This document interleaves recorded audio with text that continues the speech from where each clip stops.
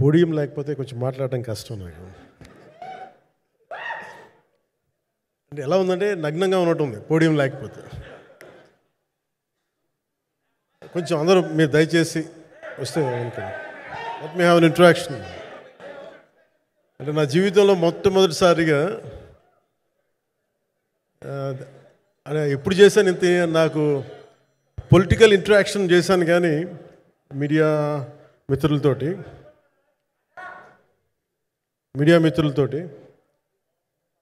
Cinema పరంగా నేను ఎప్పుడు ఆలోచించలేదు, ఎప్పుడు నాకు చేయలేదు.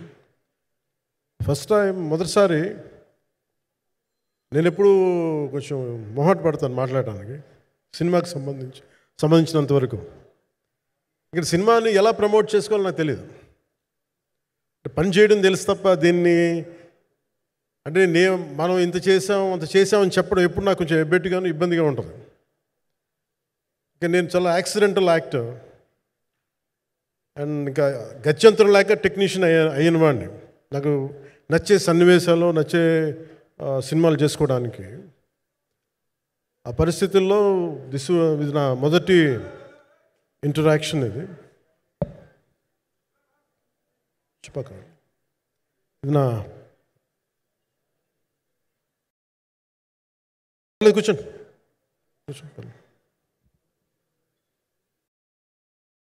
రథం గారు వస్తారా? ఇదంతా చేయడానికి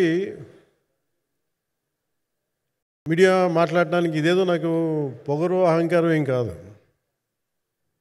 సినిమా గురించి నాకు చెప్పుకోవడం ఎబ్బెట్టుకోవడం, ఏం మాట్లాడాలో తెలియక చెప్తే ఎక్కువైపోద్దా చెప్తే తక్కువ అయిపోద్దా అని. కానీ ఈ పర్టికులర్ ప్రెస్ మీట్ ఎందుకు పెట్టానంటే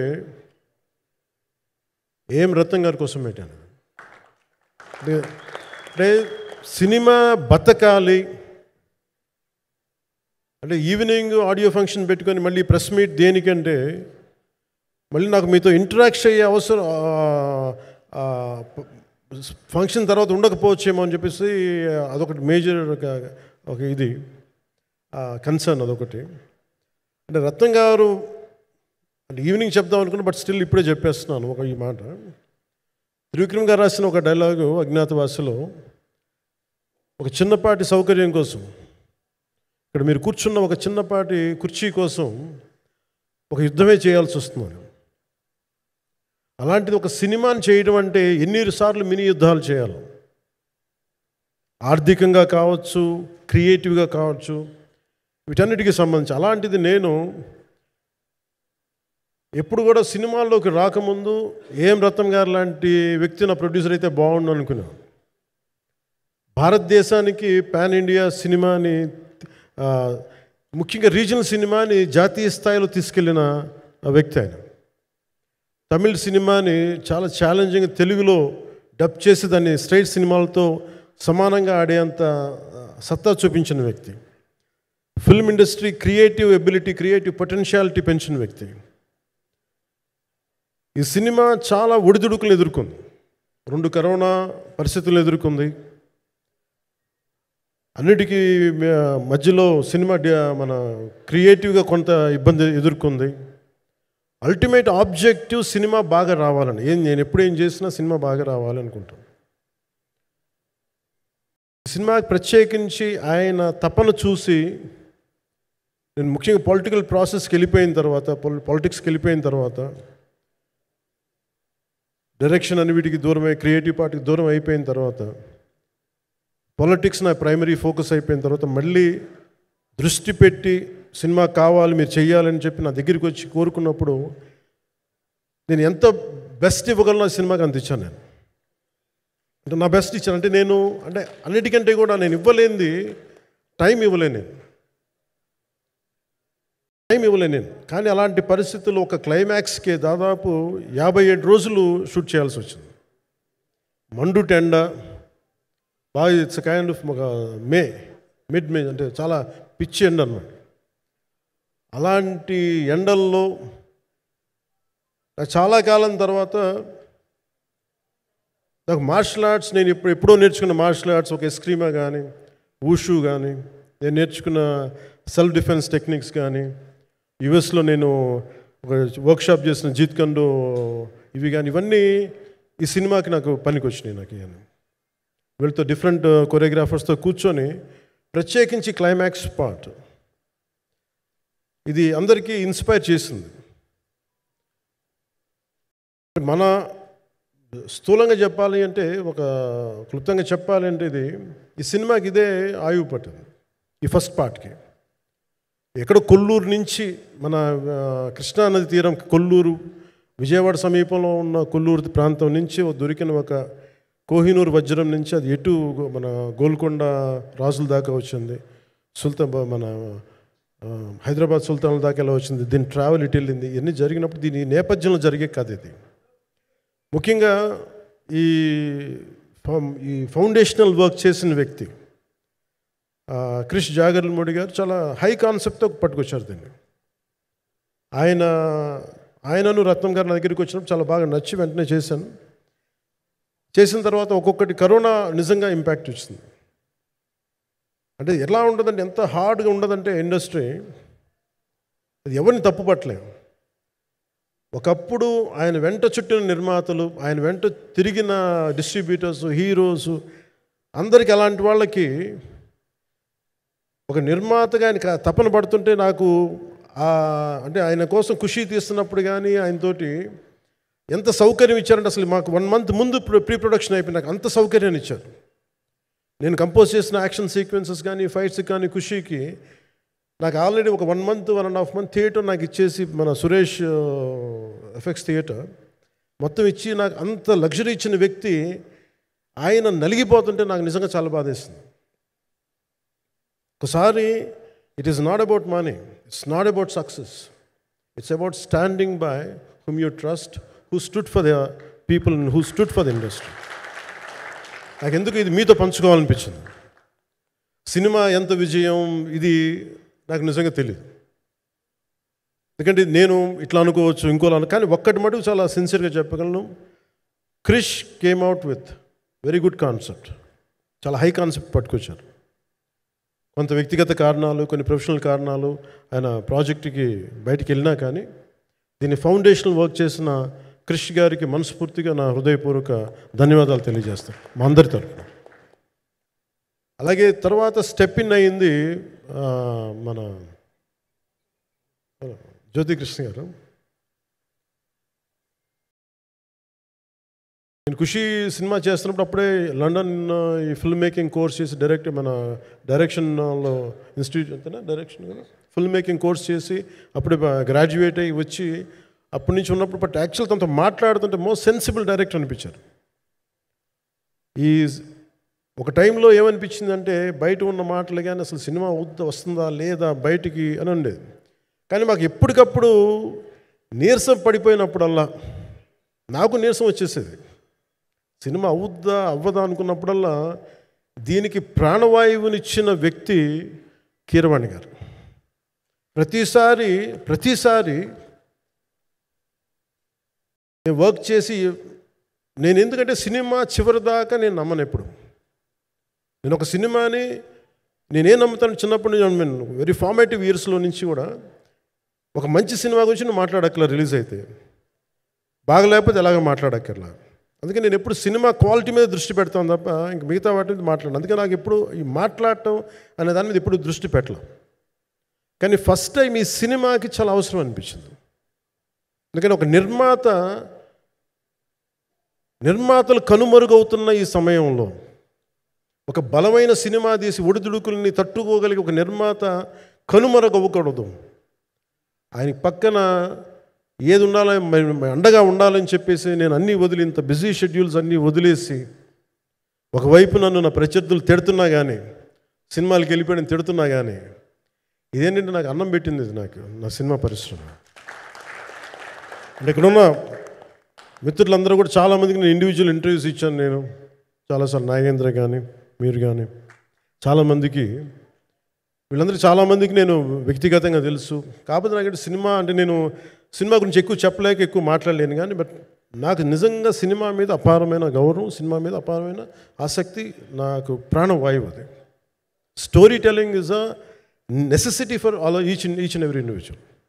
సో సినిమా అది మనకు కల్పిస్తుంది, సినిమా మనకి అలాంటి. కానీ ఈ సినిమా ప్రత్యేకించి చాలా ఛాలెంజింగ్ సర్కమ్స్టాన్సెస్లో, చాలా ఒడిదుడుకుల్లో, యాడ్వర్స్ కండిషన్స్లో కూడా మనస్ఫూర్తిగా దీన్ని ముందుకు తీసుకెళ్ళి, ఆర్థిక ఇబ్బందులు ఎన్ని వచ్చినా కానీ, అంటే నాకు పొలిటికల్గా పేరుండొచ్చు, దేశవ్యాప్తంగా నేను తెలిసి ఉండొచ్చేమో, కానీ సినిమా పరంగా వచ్చేటప్పుడు నేను చాలా హీరోస్తో కంపేర్ చేస్తే వెరీ వాళ్ళందరికంటే చాలా తక్కువ నేను. సో దానికి ఉండే ఇబ్బందులు దానికి ఉంటాయి. మిగతా వాళ్ళకి బిజినెస్ అయినందుకు నాకు బిజినెస్ అవ్వదు, వాళ్ళకు వచ్చినందుకు నాకు రాకపోవచ్చు.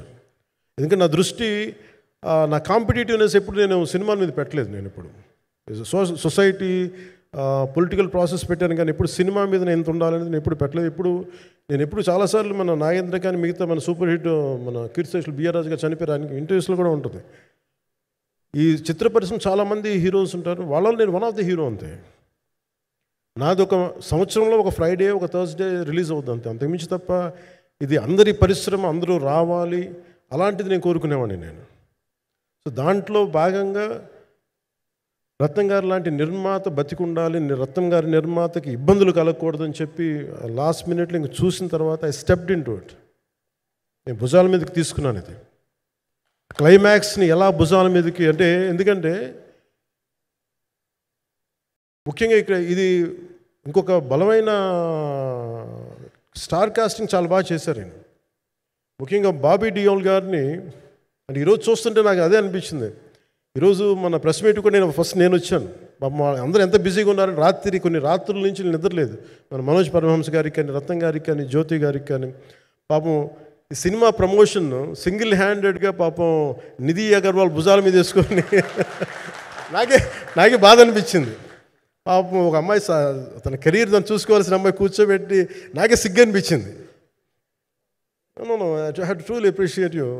అంటే చాలా పాపం అన్నీ వెళ్తూ ఉంటే నాకు ఇదేంటి సినిమాని అనాథలా వదిలేశారండి అనిపించింది. సో నాకేమనిపించింది, ఈ సినిమాకి ఎవరు అనాథలా వదలలేదు, నేను ఉన్నానని చెప్పడానికి వచ్చాను ఈ రోజున. ఎందుకంటే నేను కోట్లాది మంది ప్రజలకి అండగా ఉండేవాడిని, దేశంలో ఉండే సమస్యలకి స్పందించేవాడిని. అలాంటిది తెలుగు సినిమాకి, నా సినిమాలకి మీకు తెలుసు గతంలో ఎన్నిసార్లు ఇబ్బందులు పెట్టారు. అదే మన ప్రభుత్వం అక్కడికి రాగానే వెంటనే సాధారణంగా హృదయ కవాటాలు తెరిచి మరి ఆహ్వానించాం. ఏమీ కృతజ్ఞత కూడా ఆశించలేదు. అంత చిత్ర పరిశ్రమను అంత గుండెల్లోకి తీసుకుంటాం. అలాగే దీనికి సంబంధించి అలాంటిది నా సినిమాని నేను ఎందుకు వదిలేస్తాను? ఎందుకంటే ఇది ఇంకో సినిమా కాదు. ఒక మేకప్ మ్యాన్గా ప్రారంభమయ్యి ఇంకో ప్రొడ్యూసరు, డబ్బులున్న ప్రొడ్యూసరు, పెద్ద జీవితాల నుంచి వచ్చిన ప్రొడ్యూసరే కాదు, చాలా చిన్న స్థాయి నుంచి, ఒక మేకప్ మ్యాన్ స్థాయి నుంచి బాయ్గా స్టార్ట్, అంటే చిన్నపాటి అసిస్టెంట్గా స్టార్ట్ అయ్యి చాలామంది మన సీనియర్ దర్శకులందరి దగ్గర పనిచేసి అంచెలంచెలుగా ఎదిగి నిర్మాత అయ్యి, దర్శకుడయ్యి, స్క్రీన్ ప్లే రైటర్ అయ్యి, మీరు ఏమన్నానంటే ఆయన మౌనంగా ఉంటారు. ఎవరు ఎన్ని ఇబ్బందులు పెట్టినా మౌనంగా ఉంటారు. ఆయన మౌనం ఒకసారి నాకు విపరీతమైన అసహనానికి గురి చేసేస్తుంది. మీరు ఏదైనా మాట్లాడాలంటే ఎవరు ఇబ్బందులు పెట్టి ఏం ఎదురు తిరగరు ఏంటంటే ఇలా అంటారు, ఏం చేయాలి. ఇంకా ఇలాంటి వ్యక్తికి ఆయన మౌనం నన్ను ఇలా రోడ్ల మీదకి వచ్చి ఇలా మీ దగ్గరికి ముందు నుంచోబెట్టింది. అంటే ఆయన ఏంటంటే చెప్తారు, ఆయన మౌనం అంటే రమణ మహర్షి నుంచి బాగా నేర్చుకున్నట్టున్నారు. మౌనం అన్నిటికీ సమాధానం. సో నాకు మనస్ఫూర్తిగా ఈ స్టార్ కాస్టింగ్ ఒకటి, అంటే నా చిత్ర పరిశ్రమ మీద ఎందుకు ఇంత గౌరవం అంటే, మనందరం కులాల మీద, మతాల మీద, ప్రాంతాల మీద, భాషల మీద కొట్టుకుంటూ ఉంటాం. But any film industry take in this world, especially Indian film industry, దీనికి there is no caste discrimination, there is no region discrimination, there is no religion discrimination, nothing.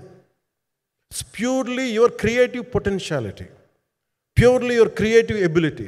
నువ్వు చిరంజీవి గారి తమ్ముడు కావచ్చు, చిరంజీవి గారి కొడుకు కావచ్చు, లేదంటే ఇంకొకళ్ళు అబ్బాయి కావచ్చు, మేనల్లుడు కావచ్చు, ఇట్ డజంట్ మ్యాటర్. నీకు టాలెంట్ లేకపోతే నువ్వు నిలబడలేవు, నీకు సత్తా లేకపోతే నువ్వు ఇక్కడ ఉండలేవు. అది నా కొడుకైనా సరే. ఇట్ ఆల్ డిపెండ్స్ నీకు ఎంత టెనాసిటీ ఉంది, ఎంత పర్సీవరెన్స్ ఉంది, ఎంత నిలబెట్టుకోగలవు, ఎంత నిలదొక్కుకోగలవు, ప్రతికూలతలు ఎంత బలంగా నిలబడగలవు. ఒక నిర్మాత సినిమా తీయడం అంటే ఒక యజ్ఞం చేయడం లాంటిది. తిట్లు తినాలి, ఇబ్బందులు పడాలి, అన్నీ పడిన తర్వాత ఫైనల్ డబ్బులు మిగిలితే కూడా లేదు తెలియదు. ఇలాంటి పరిస్థితుల్లో నాకేమనిపించిందంటే ఈయన పడ్డ కష్టం చెప్పాలనిపించింది ఈ రోజున. ఈ ప్రెస్ మీట్ తాలూకు ముఖ్య అంశం ఒక చిన్న స్థాయి నుంచి వచ్చిన వ్యక్తి నిర్మాతగా ఎదిగి ఆయనకున్న పాపం ఆయన మంచితనం ఆయన్ని శాపంగా అవ్వకూడదని చెప్పి ఒక ఉద్దేశంతో ఆయన మంచితనం చెప్పాలి, ఆయన ఒక మంచి సినిమా చేశారని చెప్పడానికి నేను ఈ రోజున మీ ముందుకు వచ్చాను. ఎందుకంటే నేనేం నమ్ముతానంటే సినిమా బాగుంటే ఎలాగో చూస్తారు, దీని గురించి చెప్పక్కర్లేదు. సినిమా బాగాలేకపోతే ఎలాగో చూడరు, మీరు ఎంత పబ్లిసిటీలు చేయండి ఇవన్నీ అనుకోండి. అందుకే నేను పెద్ద ఎక్కువ మాట్లాడడానికి ప్రయత్నం చేయను. కానీ ఈ పర్టికులర్ రోజు మటుకు, ప్రత్యేక ఈ రోజు మటుకు ఆయన పడ్డ కష్టం ఈ సినిమాకి, అలాగే ఒక్కొక్క కాస్టింగ్ ఆయన చేసింది, దీనికి నేను క్రిష్ గారిని కూడా చాలా మనస్ఫూర్తిగా అభినందిస్తున్నాను. ఎందుకంటే ఆయన కూర్చున్నప్పుడు ఎంతమందిని పెట్టాం, ఒక ఔరంగజేబ్గా మిగతా నటులు ఒకళ్ళిద్దరు యాక్టర్స్ని పెట్టి కూడా ఒకళ్ళ చేత యాక్ట్ చేయించాం ఒకళ్ళ చేత. కానీ Bobby Deol so apt for Aurangzeb, ఎంత కన్విక్షన్తో చేశాను. అప్పటికి ఆయనకి ఇంకా ఆయన చేసిన హిందీ సినిమాలు కూడా రాలేదు ఇంకా ఆయనకి. ఎంత కన్విక్షన్తో చేశారంటే నాకు నిజంగా ఆయనతో యాక్ట్ చేయడం చాలా ఆనందాన్ని ఇచ్చింది. సో అలాంటి బాబీ డియోల్ గారిని మొత్తం pan India, Manoj Paramahamsa was roped in last. ఇంకా సినిమా ఎట్లా మనం అయిపోవాలి, నేను పాలిటిక్స్కి వెళ్ళిపోయిన తర్వాత డిప్యూటీ సీఎం బాధ్యతలు తీసుకున్న తర్వాత అందరికీ అయిపోయింది, ఇంకా సినిమాలు చేయలేడు ఇతను, ఎలా చేస్తాడంటే నాకు తెలుసు కష్టం అని. నేను ఎలా చేశాను ఈ సినిమా అంటే పొద్దున్న 2 గంటలు చేసామని, బ్రేక్ఫాస్ట్ టైము లేదంటే నా ఎక్సర్సైజ్ టైంని కొంచెం మిడ్ నైట్గో లేదంటే ఎర్లీ మార్నింగ్ 4 గంటలు పెట్టుకొని ఆ 2 గంటలు ఏమి దొరుకుద్దో ఆ 2 గంటలు ఇస్తే జ్యోతి, మనోజ్ గారు, మన రత్నం గారు వీళ్ళు కూర్చొని ప్లాన్ చేసి, అది కూడా నా ఆఫీస్కి, నా పార్టీ ఆఫీస్కి కూతవేటు దూరంలో ఉన్న ఒక మా స్నేహితులు ఒక వాళ్ళ గోడౌన్ ఉంటే అక్కడ కూర్చొని షూట్ చేసాం. ఎంత మండుటెండ అంటే అసలు దాంట్లో కూర్చొని మ్యాట్ వర్క్ చేసి మీరు ఫైనల్ రిజల్ట్స్ చూస్తే ఇది ఇక్కడ చేశారంటే అంత ఆశ్చర్యం అనిపిస్తుంది. Hats off to Manoj Paramahamsa garu. And ఈ సీన్స్ అన్నిటికీ ప్రీ విజువలైజేషన్, ప్రతి సీన్ చేయబోయే ముందు అసలు నాకు ఏమనిపించిందంటే సినిమా చేయగలమా లేదనని పరిస్థితుల్లో జ్యోతికృష్ణ గారు ముందుకు వచ్చి నాతో మాటలు చెప్పలేదని, ఇది ఇలా చేస్తాం అలా చేస్తాం ఏం చెప్పలా, ఏమి చేయబోతున్నాడో ఎవ్రీథింగ్ వాజ్ ప్రీ విజువలైజ్డ్. ఈ సీన్ ఇలా ఉండబోతుంది, ఈ చేయబోయే సీన్ ఇలా ఉన్నది. నాకు దాని మీద ఆత్మవిశ్వాసం కలిగింది. నాకు లేదు, ఒక సత్తా ఉన్న దర్శకుడు, తెలుగు చిత్ర పరిశ్రమకి సైజ్ తీయగలిగేవాడు, మంచి సాలిడ్ ఎడిటింగ్ సెన్స్ ఉన్నవాడు, మ్యూజికల్ సెన్స్ ఉన్నవాడు. అలాంటి వ్యక్తికి మనోజ్ పరమహంస గారు తోడారు. వీళ్ళిద్దరు కాంబినేషన్లో రత్నం గారి అనుభవంతో ఈ రోజున ఒక మంచి ప్రోడక్ట్ అయితే తీసుకొచ్చాం. ఇది ఎలా ఉంటుంది, ఎలా ఉండబోతుంది, ఎంత హిట్ అవుతుంది అనేది ఇది సంపూర్ణంగా ప్రజల చేతిలోనే ఉంటుంది. అది ఏ స్థాయిలో ఇది ఉంటుంది అనేది అది ప్రజలు చెప్పాల్సింది తప్ప అది నేను చెప్పుకునేది కాదు. బట్ నా వరకు నేను ప్రత్యేకించి నేను వ్యక్తిగతంగా చేసింది ఈ సినిమాకి, అపార్ట్ ఫ్రమ్ యాక్టింగ్ కాంట్రిబ్యూషన్, నేను ఏ సినిమా చేసినా ప్రతి సన్నివేశంలోనూ ప్రతి సాంగ్ అండ్ డాన్స్లో కూడా కొన్నిసార్లు నేను చేయలేక, నేను ఒక రిలక్టెంట్ యాక్టర్లో ఎలాగో టెక్నీషియన్గా కూడా నాకేంటంటే సుస్వాగతం సినిమాలో నన్ను తీసుకెళ్ళి వైజాగ్లో బస్సు మీద ఎక్కించి డ్యాన్స్ చేయమన్నారు. చచ్చిపోయిన డ్యాన్స్ ఇలాగా. ఇంకా మిగతా వాళ్ళకి ఎంత తేలికైన డ్యాన్స్ నాకు చేయాలంటే నేను గింజుకుపోయి నేను అనుకున్నాను ఈరోజు ఇంక సినిమాలు మానేస్తాను చెప్పి మౌదినికి ఫోన్ చేసి కూడా చెప్పాను, చాలా పర్యాలు చెప్పాను. అలాంటి అందుకని నాకేంటంటే సాంగ్ అండ్ డ్యాన్స్ కూడా నేను ఎలా చేయగలను దానికి అనుకోగా నేను ఎత్తుక్కుంటాను. అలాగే యాక్షన్ సీక్వెన్స్ కూడా రియల్ లైఫ్లో కొడితే ఎలా ఉంటుంది, మార్షల్ ఆర్ట్స్లో సాధన ఉన్నవాడిని, ఈ లాట్ ఆఫ్ వర్క్షాప్స్, ఈ మార్షల్ ఆర్ట్ వర్క్షాప్స్ చేసిన వాడిని కాబట్టి హౌ రియలిస్టిక్ వీ కెన్, ఎంత సహజంగా మనం వెళ్ళగలం, వీటి మీద ఒక అవగాహన ఉన్నవాడిని కాబట్టి చాలాసార్లు కూర్చుంటాను. కానీ ప్రత్యేకించి ఈ 20 minutes లాస్ట్ సీక్వెన్స్ ఇది 2 partsగా ఎలా అయింది అంటే ఒరిజినల్ థాట్ క్రిష్ గారి దగ్గర నుంచి వచ్చినప్పుడు ఇట్ వాస్ క్వైట్ లాంగ్. ఒక ఈ సినిమా ఒక పార్ట్లో అవుద్దని అనేవాడు మొదటి నుంచి. బట్ లేటర్ వాళ్ళు డిసైడ్ చేసుకొని ఒక టైంలో ఇది అవ్వదు, you want make it as 2 parts అనుకున్నప్పుడు ఎక్కడికి వచ్చి ఆగిందంటే ఈ క్లైమాక్స్ దగ్గరికి వచ్చి ఆగింది ఫస్ట్ పార్ట్. సో చెప్తున్నప్పుడు నాకేమనిపించిందంటే how else we can take it, how else we can scale it up. So దానికి నేను కూర్చొని నాకున్న ఈ మార్షల్ ఆర్ట్స్ కానీ బేసిక్ యాక్షన్ కొరియోగ్రఫీ నా ప్యాషన్ కాబట్టి ఈ పర్టికులర్ డ్రామా,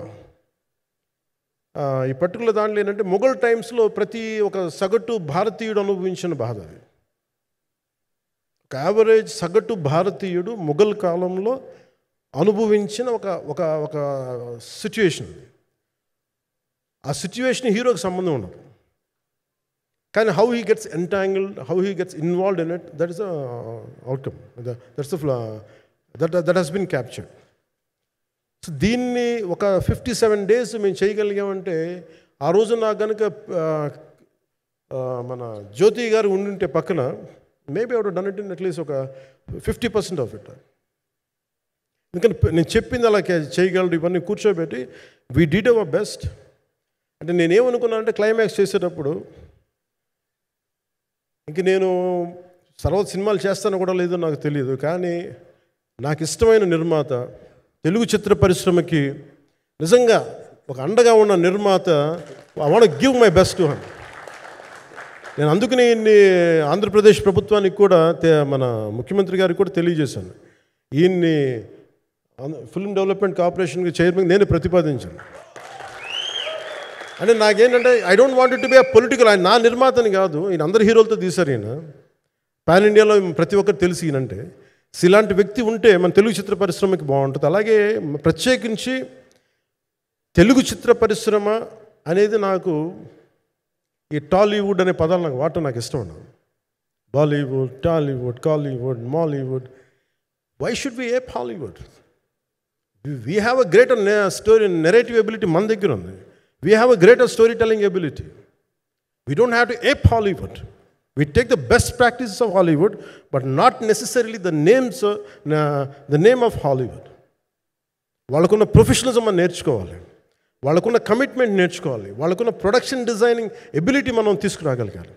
సో ఇవన్నీ నేను నా పరిధిలో ఈ రోజున ఆంధ్రప్రదేశ్ ప్రభుత్వంలో ప్రత్యేకించి ఈ శాఖ నా పరిధిలో ఉంది కాబట్టి దానికి ఆయన పేరు ప్రతిపాదించాను. నా ఉద్దేశం ఏంటంటే తెలుగు చిత్ర పరిశ్రమ తెలంగాణలో ఉన్న, కర్ణాటకలో ఉన్న, చెన్నైలో ఉన్న ఏదైనా సరే తెలుగు చిత్ర పరిశ్రమ, భారతీయ చిత్ర పరిశ్రమకి చాలా మంచి జరగాలి, ఇలాంటి వ్యక్తి ద్వారా ఏదైనా చేద్దామని ఒక ఉద్దేశంతో ఆయన పేరు ప్రతిపాదించాను. భవిష్యత్తులో ఆయన అవుతారని మనస్ఫూర్తిగా నేను ఆశిస్తున్నాను. అందుకని అన్నీ నా చేతిలో ఉండవు కదా, అందుకని చెప్తాను. ఇఫ్ అండ్ బట్ చెప్పాలి కదా. సో ప్రత్యేకించి మీ అందరికీ నా హృదయపూర్వక ధన్యవాదాలు తెలుపుకుంటూ నెక్స్ట్ 2-3 daysలో I'll try to give as many interviews as I can. Nidhi, I'm grateful to you. పాప చాలా తపన పడి ఉంటారు. ఈరోజు ఎలా ఉంది అంటే నాకు ఎలా అనిపించిందని, ఇందాక నేను వస్తున్నప్పుడు ఎవరు లేరు, వీళ్ళు కూడా ఎవరు లేరు. నేను వచ్చి చాలాసేపు కారులో కూర్చున్నాను, ఎందుకంటే మళ్ళీ మీరు తిట్టకూడదు, లేట్ వచ్చాడు, నీకు డిప్యూటీ సీఎం అయితే పొగలు వచ్చేస్తాను మీరు అనుకో అంటారండి. నాకు అట్లా అనిపించలేదు. నాకు ఫస్ట్ టైం ఎందుకు మీడియా నాకు ఎందుకు అలవాటు పోయిందంటే, నేను వచ్చిన కొత్తల్లో ఈ జ్యోతి చిత్ర సితార పేపర్స్ ఉన్నాయి, ఎవరో ఫోటోస్ వేయమంటే దిస్ గా ఈజ్ నాట్ సేలబుల్, ఇంకా అవసరం లేదు అంటే నా ఫోటోలు వేసేవాళ్ళు కాదు. సో నాకేమనిపించింది సరే, ఇంక నేను మన ఈయన కాడికి నేను ఏమి అంటున్నాను నాకు తెలియదు అని చెప్పేసి మా నిర్మాతలు కూడా ఉండేవాళ్ళు కాదు. సో నాకు పబ్లిసిటీ లేకుండా సినిమాలు రిలీజ్ అవ్వడం అలవాటు అయిపోయింది నాకు. సో అదే ప్రాక్టీస్ అయిపోయింది నాకు, అంతే. మళ్ళీ కూర్చోబెట్టి మీరు ఏం మాట్లాడతారు, మళ్ళీ అది ఇటు తిరిగి వస్తుందని చెప్పేసి మిగతా అంత నాట్ టాకెటివ్. మీరు సినిమా పొలిటికల్ ప్రాసెస్కి వచ్చేటప్పుడు నేను ఏదైనా మాట్లాడగలను, కానీ సినిమా వచ్చేటప్పటికి చాలా చాలా ఒత్తిడి తీసుకోవాల్సి వస్తుంది. అంటే ఎంత కథ చెప్పాలి, ఎంత కథ చెప్పకూడదు, ఈ మాట అద్భుతంగా ఉందంటే ఏం అద్భుతంగా ఉందని మళ్ళీ తిడతారు, తర్వాత 100 ఆలోచనలతోటి స్లో డౌన్ అయిపోతాను. బట్ కానీ నాకు మనస్ఫూర్తిగా ఈ సినిమా ఐ హోప్ వచ్చిన ప్రతి ప్రేక్షకులందరికీ కూడా ఒక మంచి అనుభూతిని ఇస్తుంది. నేను మనస్ఫూర్తిగా నమ్ముతున్నాను, ఖచ్చితంగా అలాంటి అనుభూతిని ఇస్తుంది. మీరు థియేటర్లోంచి బయటికి వెళ్ళేటప్పుడు మటుకు విల్ గో విత్ ఒక ఎనర్జెటిక్ ఫీల్తో వెళ్తే అంతవరకు అయితే చెప్పగలను నేను. ఎందుకంటే నేనే నమ్ముతాను, సినిమాకి వెళ్ళేటప్పుడు సినిమా ఒక స్టోరీ చెప్పినప్పుడు నా జీవితంలో చిన్నపాటి ప్రభావితం చూపించాలి. అలాంటి ప్రభావం, అలాంటి ఎనర్జీ ఇచ్చే సినిమా అవుతుందని మనస్ఫూర్తిగా నేను ఆశిస్తూ మీ అందరికీ ప్రత్యేకించి మీ అందరికీ పేరు పేరున ధన్యవాదాలు తెలియజేస్తున్నాను. ఇంకా మాట్లాడాలని ఉంది కానీ సాయంత్రం ఈవెంట్ ఉంది కాబట్టి. సో ఇంకొక మారు నేను చెప్తాను ఎందుకు ఈ పర్టికులర్ ప్రెస్ మీట్ అంటే, I want to tell you, I'm grateful to each one of you. I'm grateful to you. Thank you for standing by us. Thank you very much.